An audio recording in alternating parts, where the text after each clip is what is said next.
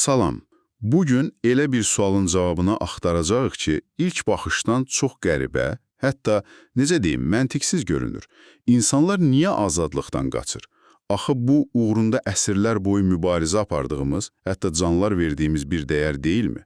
Əlimizdə isə bu sualı soruşan ən məşhur mətnlərdən biri var. Erich Fromm'un Azadlıqdan qaçış əsəri. Gəlin sizinlə birlikdə bu mətnə baş vuraq və anlamağa çalışaq ki, azadlıq necə olur ki, bəzən dözülməz bir yükə çevrilir. Bilirsən, bu sualın ortaya çıxdığı o tarixi mühit çox önəmlidir. Təsəvvür edin, 20-ci əsrin əvvəlləridir. Birinci Dünya müharibəsi bitib və çoxları elə düşünür ki, vəssalam, avtoritar monarxiyalar yıxıldı, demokratiya qalib gəldi. Daha azad bir dövrü başlayır. Bəli, hamı bunu gözləyir, amma cəmi 10-15 il sonra nə baş verir? İtaliyada Mussolini, Almaniyada Hitler və milyonlarla insan, yəni bunlar savadlı, mədəni insanlardır, öz azadlıqlarını könüllü şəkildə bir liderə, bir partiyaya təslim edirlər. Fromm da məhz bu şokdan yola çıxır. Soruşur ki, bu necə ola bildi?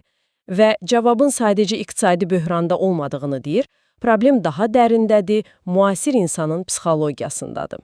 Fromm'un xəbərdarlığı da budur ki, bu təhlükə təkcə Almanlara aid deyil, elə bizim öz içimizdədir. Deməli, bizim bugünkü missiyamız da məhz budur. Fromm'un təhlilindən istifadə edərək, müasir insanın azadlıqla olan bu qəribə, ziddiyyətli münasibətini anlamaq. Yəni, niyə azadlığın gətirdiyi təkliyin öhdəsindən gələ bilməyib, yeni zəncirlər axtarırıq? Bu qaçışın psixoloji kökləri haradadır? Gəlin elə ən başdan başlayaq. Fromm'un o ilkin bağlar dediyi anlayış var. Bu nə deməkdir? Fromm deyir ki, müasir insanın vəziyyətini anlamaq üçün onun nədən qopduğunu bilməliyik. Orta əsrlərdə yaşayan bir insanı düşünün. Məsələn, bir kəndlini. O, indiki mənada azad deyildi. Həyatı doğulduğu andan müəyyən edilmişdi. Hansı təbəqəyə aiddir, nə iş görəcək, harada yaşayacaq. Amma bu sərt strukturun içində o tənha deyildi. O, bir ailənin, bir kəndin, bir kilsənin üzvü idi. Bu bağlar ona təhlükəsizlik verirdi. Aidiyyət hissi. Bəli, aidiyyət və həyatın mənası hissini verirdi. Bunlar onun ilkin bağları idi. Kainatda öz yerini bilirdi. Başa düşdüm. Yəni, bir növ sənin üçün artıq hər şey həll olunub, kim olduğunu bilirsən, nə etməli olduğunu bilirsən. Bəs bu bağlardan qopma prosesi necə baş verir? Fromm buna fərdiləşmə deyir, elə deyilmi? Bəli, və bütün hekayə də deməli, məhz bu fərdiləşmə, yəni bireyləşmə prosesi ətrafında cərəyan edir. Bu insanın o ilkin bağlardan qopub özünü ayrı, müstəqil bir varlıq, bir fərd kimi dərk etməsidir. Və Fromm deyir ki, bunun iki yüzü var. Bir tərəfdən bu çox müsbət bir şeydir, insan güclənir, öz ağlı ilə düşünməyə başlayır, tənqidi olur, yaradıcı olur. Öz taleyinin sahibi olur sanki. Elədir, bu azadlığın müsbət tərəfidir, amma medalın o biri üzü də var. Həmin o qaçışa səbəb olan üzü. Tamamilə. Mənfi tərəfi odur ki, insan o təhlükəsizlik və aidiyyat hissini yitirir. O, əvvəllər onu qoruyan dünyadan qopur və özünü tənha, təcrid olunmuş hiss etməyə başlayır. Bu da öz növbəsində dözülməz bir gücsüzlük, narahatlıq və qorxu yaradır. Azadlıq olur bir yük. Səni tanımadığı nəhəng bir şəhərə köçürsən. Bir tərəfdən azadsan, istədiyini edə bilərsən. Amma o biri tərəfdən də o aidiyyatı, o dəstəyi itirirsən. Və bu, çox qorxuducu ola bilər. Əla bənzətmədir. Fromm özü də uşağın böyümə prosesi analogiyasını işlədir. Körpə ana bətnində tam təhlükəsizlikdədir. Anası ilə bir bütündür. Amma böyüdükcə ondan ayrılır, müstəqilləşir. Bu, onun güclənməsi deməkdir. Lakin eyni zamanda o ilkin təhlükəsiz birliyi itirir. Fromm'a görə, bəşər tarixi də insanın bu cür simvolik göbək bağından qopma prosesidir. Getdikcə daha çox fərd oluruq, amma daha çox da tənha. Və narahat, bəli. Yaxşı, bu psixoloji prosesi anladıq. Bəs bu kütləvi tənhalıq və narahatlıq hissi tarixin hansı dönəmində, necə deyim, partlayış effekti yaratdı? Niyə Fromm bütün diqqətini məhz reformasiyaya yönəldir? Çünki reformasiya dövrü, yəni 15-16-cı əsrlər, məhz o köhnə, sabit feodal dünyanın dağıldığı və yeni, dinamik, amma qorxuducu kapitalist dünyanın yarandığı bir keçid nöqtəsidir. Azadlığın o ikili təbiəti, yəni həm nemət, həm də lənət olması məhz bu dövrdə bütün çılpaqlığı ilə üzə çıxdı. Orta əsr iqtisadiyyatı dediyimiz kimi nisbətən sabit idi. Şəhərlərdəki o sənətkar seksləri, londsalar amansız rəqabətin qarşısını alırdı. Hər kəsin dolanışığı az-çox təmin olunmuşdu yəni. Bəli, iqtisadiyyat insanın ehtiyaclarına xidmət edirdi, insan iqtisadiyyata yox. Hətta səhv etmirəmsə, o dövrdə həddindən artıq varlanmaq, sələmçilik kimi şeylər böyük günah sayılırdı. Məqsəd bu dünyada var dövlət toplamaq deyildi. Amma sonra hər şey dəyişir. Bəli, Renesansla birlikdə İtaliyada, sonra bütün Avropada kapitalizmin ilk cücərtiləri görünür. Yeni bir sinif yaranır, burjuaziya. Ticarət genişlənir, böyük sərmayə yaranır, monopoliya meylləri güclənir. Bu isə o kiçik sənətkarı, dükançını, fermeri sıxışdırmağa başlayır. Əvvəlki əməkdaşlıq prinsipini amansız fərdi rəqabət əvəz edir. Artıq hər kəs tək idi. Ya üzəcəkdin, ya batacaqdın. Tam olaraq, ya üzəcəkdin, ya batacaqdın. Və bütün bunların fonunda bazar dediyimiz o abstrakt, üzü olmayan qüvvə insanın taleyini həll etməyə başlayır. Qiymətlər enir, qalxır və sən buna nəzarət edə bilmirsən. Dünən işin yaxşı idi, bugün müflis ola bilərsən. Bu, dəhşətli bir qeyri-müəyyənlikdir. Məhz, xüsusilə də orta sinif üçün.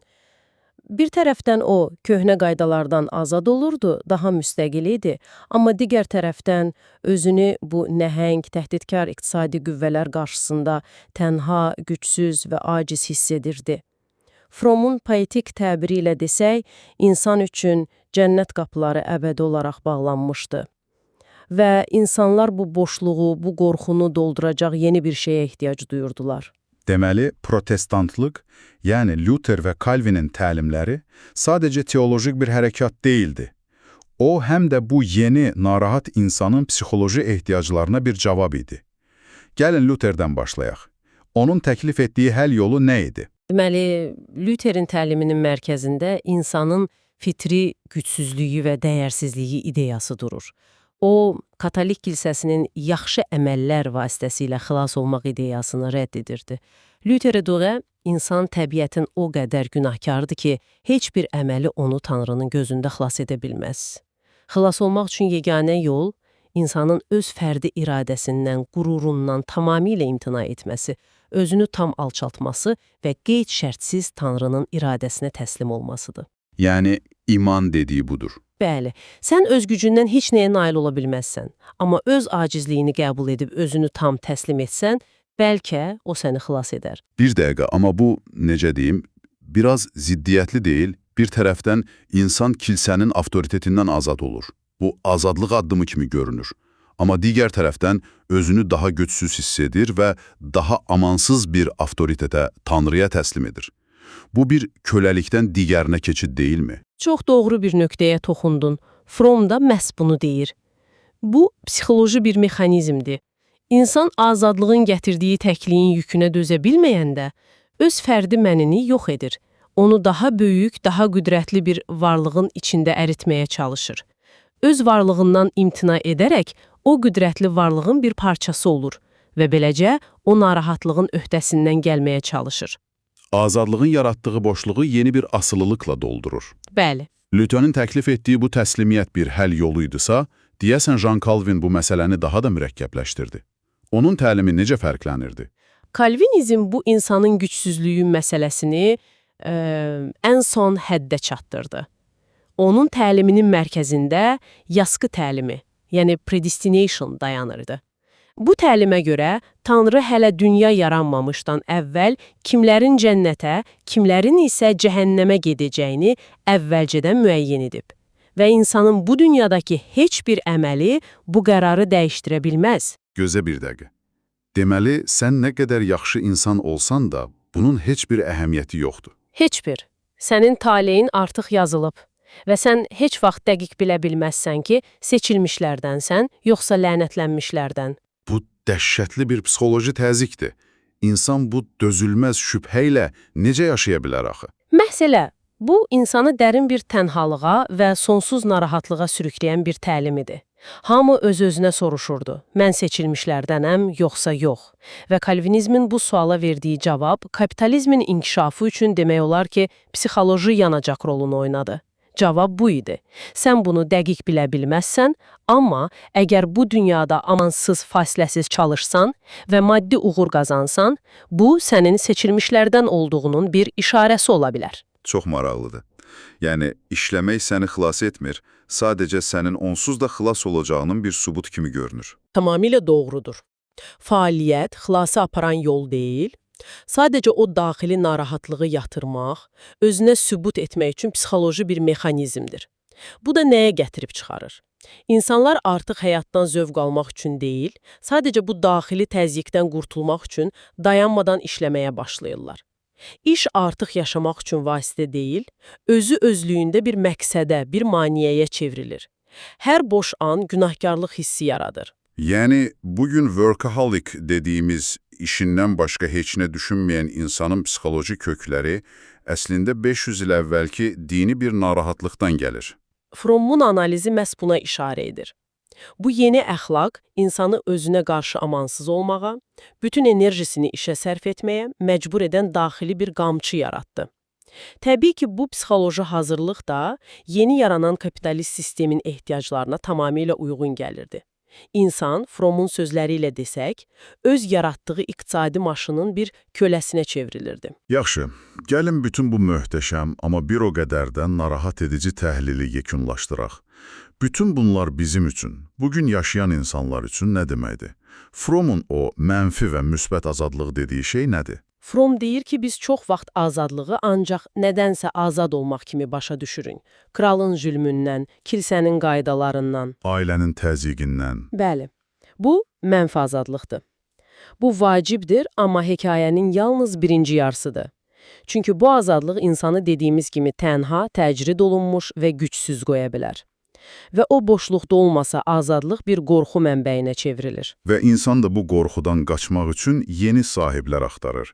Bu, nazizmdəki kimi bir führer ola bilər, ya da kalvinizmdəki kimi dayanmadan işləmək məcburiyyəti. Bəs müsbət azadlıq nədir? Çıxış yolu varmı? Fromma'ya görə, əsl məsələ nəyəsə doğru azad olmaqdır. Yəni, müsbət azadlıq. Bu, fərdin öz təkliyini aradan qaldıraraq, dünya ilə yenidən, amma bu dəfə könüllü və sevgi dolu bağlar qurmasıdır. İnsanın öz potensialını tam şəkildə həyata keçirməsidir, məhsuldar iş və sevgi vasitəsilə. O zaman fərd həm öz müstəqilliyini qoruyur, həm də kainatın bir parçası olduğunu hiss edir. Bu baş vermədikdə isə insan həmişə qaçacaq, həmişə yeni zəncirlər axtaracaq. Bu, bizi çox vacib bir son düşüncəyə gətirir. Fromm bu təhlili təxminən bir əsr əvvəl aparıb. Amma bugünə baxanda, sizcə bizim dövrümüzdə bu sonsuz seçimlər, sosial media içində biz azadlığın yükündən qaçmaq üçün hansı müasir anonim avtoritetlərə sığınırıq? Bəlkə bu, hamı kimi geyinmək, hamının getdiyi yerə getmək təzyiqidir. Bəlkə bu, sosial mediada formalaşan ictimai rəy, trendlər və ya normal olan budur dediyimiz görünməz qaydalardır. Bugün biz öz azadlığımızdan nəyə görə və ən əsası necə qaçırıq? Bu, yəqin ki, hər birimizin özünə verməli olduğu bir sualdır.